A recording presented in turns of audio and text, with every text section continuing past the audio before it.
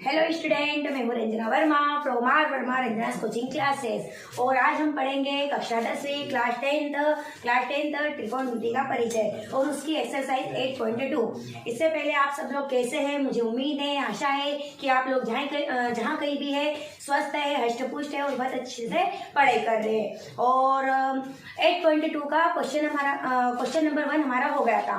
और कल मैंने कोणों के मान भी बताए थे, साइन, कोस, टेन, कोसेक, सेक, कॉट में कुछ कोण होते हैं, तो इनकी वैल्यूज भी मैंने बताई थी और इनकी वैल्यू कैसे निकालते हैं ये भी मैं बता चुकी कि ये टेबल कैसे बनती है। ठीक है, तो मैंने इनके निकाल के बता दिए थे और ये अपने आप इनके निकल आएंगे। साइन, कोस, टेन के अपोजिट कोसेक, सेक, कॉट होता है। ठीक, अब आगे हम आज पढ़ेंगे 8.2 पार्ट हमारा 6 है और 8.2 का क्वेश्चन नंबर 2, क्योंकि फर्स्ट हम कल सोल्व कर चुके हैं। तो क्वेश्चन नंबर 2 हमारे पास सही विकल्प है, सही विकल्प चुनना है और उसका रीजन बताना है। ठीक, तो सही विकल्प में पहला क्वेश्चन क्या है? 2, 10, 30 और 1 + 10 स्क्वायर 30 है। तो ये 2 हमारे पास क्या है? 2 है, इसको सोल्व करना पड़ेगा। तो 2 ऐसा वैसा इंटू 10, 30 की वैल्यू कितनी होती है? 1/√3 और डिवाइड में 1 + 10 स्क्वायर 30। तो 10 स्क्वायर 30 की वैल्यू क्या होती है? 1/√3 और स्क्वायर है तो क्या आ जाएगा? Whole square. सोल्व करेंगे इजिकल टू, यहाँ पर 2 का 1 में मल्टीप्लाई 2 आ जाएगा, √3 हमारे पास वैसा वैसा और डिवाइड में 1 वैसा का वैसा प्लस 1/√3 होल स्क्वायर। मतलब ये स्क्वायर इसके साथ भी है और इसके साथ भी, तो 1 स्क्वायर क्या आ जाएगा? हमारे पास 1 आ जाएगा और डिवाइड में √3 होल स्क्वायर। तो ये अपने पास ऐसा है तो स्क्वायर से स्क्वायर रूट क्या हो जाएगा? कट जाएगा, बचेगा हमारे पास ओनली 3। अब हम इसको सोल्व कर लेंगे तो इजिकल टू में 2/√3 हमारे पास वैसा का वैसा 1 प्लस इसके डिवाइड में कुछ नहीं है, मतलब 1 और √3 का एलसीएम लेंगे तो पहले क्या आ जाएगा? 1 और 3 का एलसीएम लेंगे क्या आ जाएगा? 3 का इधर मल्टीप्लाई तो हमारे पास ऊपर क्या आ जाएगा? 3 और प्लस क्या आ जाएगा? 1। ठीक, अब यहाँ पे 2/√3 तो वैसा का वैसा और इसके डिवाइड में 3 और 1 कितने हो जाएंगे? 4 और डिवाइड में क्या हो जाएंगे? √3। अब सोल्व करेंगे तो 1 2 3 4 टर्म हमारे पास डिवाइड में है, तो आगे के 2 तो ऐसे ही वैसे, नीचे वाले 2 का क्या हो जाएगा? उलट गुना हो जाएगा। ठीक, अपोजिट हो जाएंगे। तो यहाँ पर अब यहाँ पर हमारे पास क्या है? 2 है, डिवाइड में √3 है और यहाँ पे 3 अपॉन क्या है? 2 है। तो यहाँ पे उतार लेना पहले नीचे, 3 अपॉन क्या हो जाएगा? √3 और इंटू में क्या चल रहा है? 2। अब यहाँ पे डिवाइड में हमारे पास √3 आ गया, तो डिवाइड में रूट वाला नंबर नहीं होना चाहिए, तो हम क्या करेंगे? हर का परिमेयकरण, मतलब कि √3 का ऊपर नीचे दोनों मल्टीप्लाई कर देंगे। ठीक, तो इसमें भी मल्टीप्लाई करेंगे, √3 का ऊपर भी और नीचे भी करेंगे। तो यहाँ पर तो अपने पास वैसा वैसा आ जाएगा, 3√3 और डिवाइड में √3 का √3 में मल्टीप्लाई होगा तो ओनली आ जाएगा 3। हमारे पास क्या बचेगा? 2 बचेगा। 3 से 3 क्या हो जाएगा? कैंसिल हो जाएगा। तो √3 अपॉन हमारे पास क्या बचा है? 2। अब √3 अपॉन 2 तो हमारा आंसर क्या आ जाएगा? हमारे पास आंसर में sin 60 भी दिया है और √3 अपॉन 2 कोण में किसकी वैल्यू होती है? sin 60 की वैल्यू होती है, तो इसका आंसर हमारे पास क्या आ जाएगा? sin 60 degree. तो सही विकल्प का आंसर हमारे पास ये वाला है।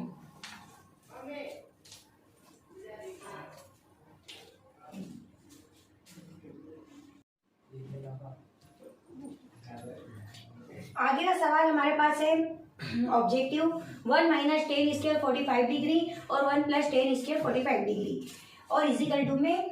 तो अब हम इसको सोल्व करेंगे तो यहाँ पर हमारे पास क्या है? 1 - 10 स्क्वायर 45, तो 10 45 की वैल्यू कितनी होती है? 1 और स्क्वायर है तो यहाँ पे क्या लगा देंगे? स्क्वायर और डिवाइड में 1 + 10 स्क्वायर 45, तो यहाँ पर भी 1 आ जाएगा और स्क्वायर है तो क्या लगा देंगे? स्क्वायर और इजिकल टू में सोल्व कर लो भाई। 1 - 1 स्क्वायर मतलब 1 का आपस में कितने भी टाइम मल्टीप्लाई करो लास्ट में 1 ही आता है, तो 1 - 1 और डिवाइड में 1 प्लस क्या आ जाएगा? 1 आ जाएगा। ठीक, अब यहाँ पे 1 - 1 तो 0 अपॉन क्या हो गया? 2। 0 1 और 1 2 हो गए, 0 अपॉन 2 है हमारे पास, मतलब 0 में किसी से भी डिवाइड करो मल्टीप्लाई करो लास्ट में इसका आंसर क्या आता है? 0। तो इसका आंसर सही विकल्प में हमारे पास क्या आएगा? 0 आएगा। ठीक, अब थर्ड वाला हमारे पास क्या है? sin 2a और इजिकल टू में 2 sin a तब सत्य होता है जबकि ए बराबर है ना। तो सत्य क्या होगा, इसका आंसर क्या आएगा, 0 आएगा। ठीक, तो यहाँ पर ए की वैल्यू हमको क्या कहा, बराबर, तो एक बार हम ये वाला टर्म लेंगे, एक बार ये वाला टर्म लेंगे, और ए की वैल्यू क्या रखना है, 0 रखना है। तो सोल्व करके चेक करके बता देते। तो यहाँ पर हमारे पास क्या है, साइन 2, और ये वाला टर्म हमारे पास क्या है, ए है। तो यहाँ पर साइन 2 और इंटू में क्या आ जाएगा, 0। तो यहाँ पर हमारे पास पूरा टर्म क्या बन जाएगा, 0 बन जाएगा। भाई 0 का किसी में मल्टीप्लाई करो, क्या आता है, 0। अब इसी प्रकार हम अगला टर्म लेंगे, इधर वाला राइट हैंड का लेंगे। तो राइट हैंड में हमारे पास क्या है, 2 साइन ए है, और इजिकल टू 2 वैसा का वैसा साइन ए की वैल्यू एक जैसी रखना है। तो अब मैं ए की वैल्यू क्या रख दूंगी, 0 रख दूंगी। यहाँ पे 0 रखा, यहाँ पर भी 0 ही रखना पड़ेगा। तो साइन 0 की वैल्यू लास्ट में क्या आती है, 0 ही आती है। ठीक, तो दोनों की वैल्यू एक जैसे आ गए, तो इसका आंसर क्या आ जाएगा, हमारे पास 0 आ जाएगा। ठीक, आंसर क्या आएगा, 0। स्क्रीनशॉट लेना चाहो तो ले सकते हो।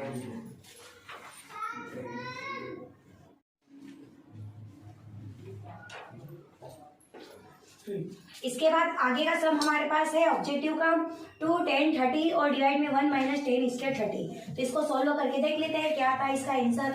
तो यहाँ पर हमारे पास क्या है, 2 है, और इंटू 10 30 की वैल्यू कितनी होती है, 1/√3, और इसके डिवाइड में 1 है तो 1 माइनस 10 स्क्वायर 10 की वैल्यू कितनी होती है, 1/√3, लेकिन यहाँ पर इसके रेट क्या आ जाएगा, होल स्क्वायर। अब हम इसको सोल्व कर लेंगे, 2 का 1 में मल्टीप्लाई, तो 2 और डिवाइड में √3 अपने पास वैसा का वैसा, और पूरे के डिवाइड में यहाँ पर हमारे पास क्या है, 1 और माइनस 1/√3 होल स्क्वायर, मतलब ये स्क्वायर इसके साथ भी और इसके साथ भी, तो 1 स्क्वायर, तो हमारे पास आ जाएगा 1, और √3 स्क्वायर करेंगे तो हमारे पास स्क्वायर से स्क्वायर रूट कट जाएगा, बचेगा क्या, ओनली 3। अब हम इसको सोल्व करेंगे, तो यहाँ पर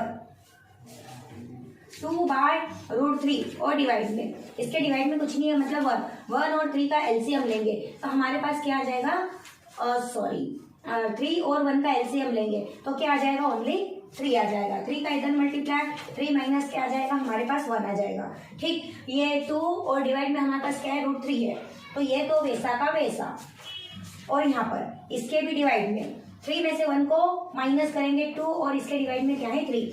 1 2 3 4 चीजें डिवाइड में है, तो 2 का क्या कर देंगे, उलट गुणा। ये यहाँ पर हमारे पास 2/√3 है, और इंटू में 2/3 है, तो क्या हो जाएगा, 3/2, और इससे ये क्या हो जाएगा, कैंसिल हो जाएगा। ठीक, अब हम इसको सोल्व करेंगे, तो यहाँ पर हमारे पास क्या है, 3 और अपॉन में क्या है, √3 है। डिवाइड में हमारे पास √3 नहीं आना चाहिए, तो हम क्या करेंगे, √3 का ऊपर नीचे दोनों में मल्टीप्लाई कर देंगे, तो 3 तो ऐसा का वैसा आ जाएगा।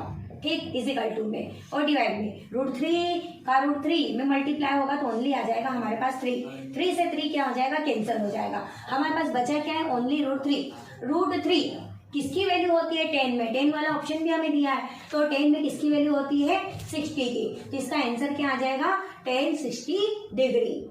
ये हो गया हमारा आंसर।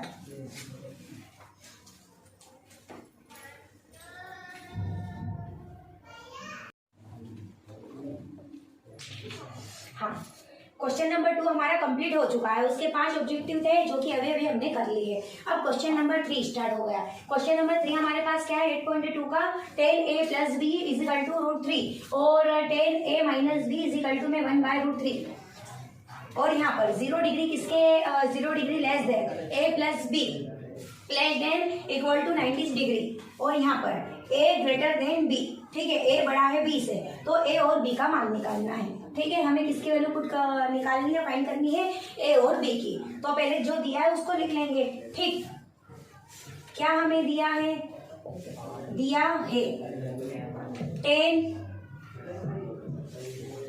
a + b = क्या है, √3।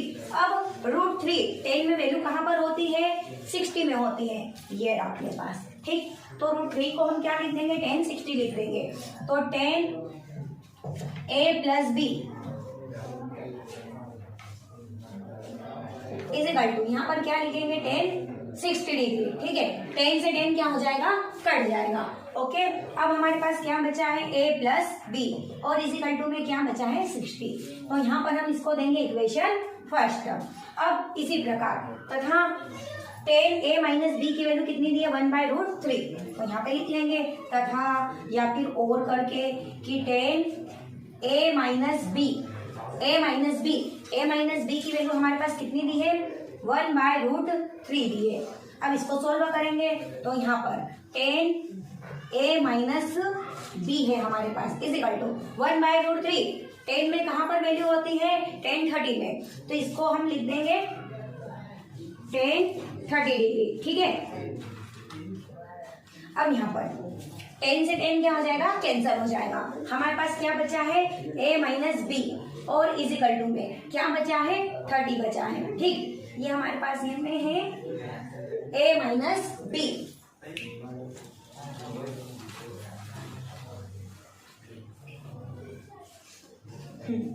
अब यहाँ पे a माइनस बी की वैल्यू हमारे पास 30 है। ठीक है, इसको दिया इक्वेशन सेकेंड। अब यहाँ पे सेकेंड के नीचे इसको उतार लेंगे फर्स्ट को और दोनों को सॉल्व कर लेंगे। इक्वेशन फर्स्ट हमारे पास क्या है a प्लस बी और इज इक्वल टू क्या है 60 और ये इक्वेशन फर्स्ट को साथ में उतार लिया।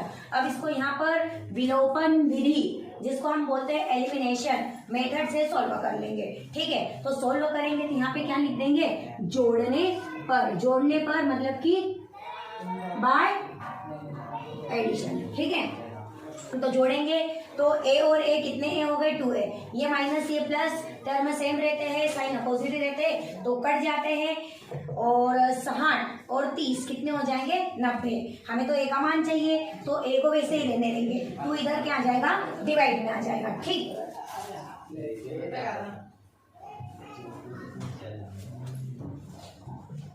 तो a इज इक्वल टू क्या आ जाएगा हमारे पास 90/2।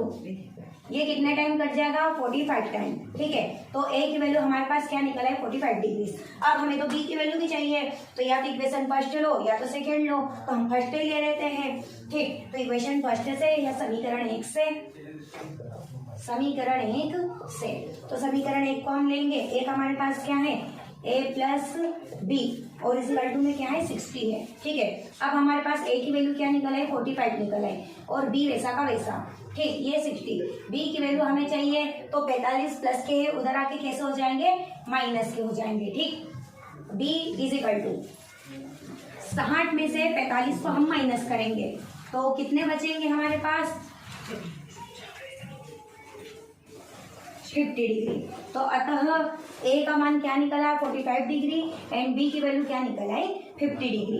तो लास्ट में एक लाइन लिखना है आंसर में कि अतः a इज इक्वल टू क्या है हमारे पास 45 degree and b is equal to क्या है 15 डिग्री और ये हो गया हमारा आंसर। स्क्रीनशॉट लेना चाहो तो ले सकते हो। हाँ, आगे का क्वेश्चन हमारे पास क्वेश्चन नंबर 4 है सत्य असत्य ट्रू एंड फॉल्स है और उसका रीजन भी बताना है। ठीक है, तो पहला क्वेश्चन क्या है कि sine a plus b is equal to sine a plus sine b, ये क्या इज इक्वल टू में है तो चेक करते हैं। हमें ये इज इक्वल टू में नहीं है, असत्य है। क्यों है, क्योंकि अगर मैं यहाँ पर साइन a प्लस बी, अगर मैं a की वैल्यू 60 लेती हूँ और b की वैल्यू 30 लेती हूँ तो साइन क्या हो जाता है 90 हो जाता है और साइन 90 का मान कितना होता है 1 होता है। इसी प्रकार अगर मैं साइन a प्लस बी लूंगी राइट हैंड साइड लूंगी तो राइट हैंड साइड को सॉल्व करके देख लेते हैं। ठीक है, तो साइन 60 डिग्री और प्लस क्या है साइन 30 डिग्री, तो साइन 60 की वैल्यू हमारे पास कितनी होती है √3/2 और प्लस साइन 30 की वैल्यू कितनी होती है 1/2। अब इसको सॉल्व करेंगे तो एलसीएम लेंगे 2 आ जाएगा, √3 और प्लस के क्या आ जाएंगे 1 आ जाएंगे। ये दोनों के आपस में बराबर निकल रहे हैं, नहीं निकल रहे तो ये क्या हो गया असत्य। फिर इसी प्रकार आगे का क्वेश्चन इसी का सत्य असत्य क्या है हमारे पास, थीटा में यदि हम वृद्धि करते हैं, है ना, थीटा मतलब कोण का मान लेते हैं, तो अगर हम उसमें वृद्धि करेंगे तो साइन थीटा का मान में वृद्धि होगी। ठीक, हम कोण उनके मान लेते जाएंगे, पहले कोण लेते हैं 0 फिर 30 फिर 45 फिर 60 फिर 90। साइन अगर मैं 0 का मान लेती हूँ 0, 30 का मान लेती हूँ 1/2, 45 का लेती हूँ 1/√2, 60 का लेती हूँ √3/2 और 90 का लेती हूँ तो 1। मतलब ये वृद्धि हुई है कि कमी हुई है, सत्य है कि असत्य। पहले 0 था और लास्ट में क्या है 1, मतलब क्या हुई है वृद्धि, मतलब ये वाली चीज हमारे पास सेकेंड वाला क्वेश्चन क्या आ जाएगा, सत्य आ जाएगा। यह कथन हमारे पास क्या है, सत्य, क्योंकि साइन 0 की वैल्यू 0, साइन 30 की वैल्यू 1/2, 45 की वैल्यू 1/√2 और साइन 60 की वैल्यू √3/2 और 90 की वैल्यू क्या आ गया 1। कोणों में ये वृद्धि करते गए हम, पहले 0 लिया था, फिर 30 लिया था, फिर 45 लिया, फिर 60 लिया, फिर उसके बाद 90, कोणों में वृद्धि हुई तो इनके मान उनमें भी वृद्धि हो गई, मतलब ये वाला कथन हमारे पास क्या है, सत्य। इसी प्रकार आगे का पूछा गया है कि थीटा में वृद्धि होने के साथ कोस थीटा के मान में वृद्धि होती है क्या, इसमें साइन का पूछा और इसमें कोस का पूछा। अब इसको चेक करके देख लेते हैं, तो ये आ जाएगा असत्य। क्यों आएगा, क्योंकि 0 का मान 1 होता है, 30 का मान होता है √3/2, 45 का होता है 45 का 1/√2 और 60 का मान होता है 1/2 और 90 का होता है 0। कोण के मान में मैंने वृद्धि करी है, कोण के मान में वृद्धि करी तो इसकी वैल्यू क्या कम हुई कि ज्यादा हुई, कम हुई, मतलब यह कथन क्या होगा हमारे पास, असत्य। इसके मान में वृद्धि नहीं होती, क्या होती है, कमी।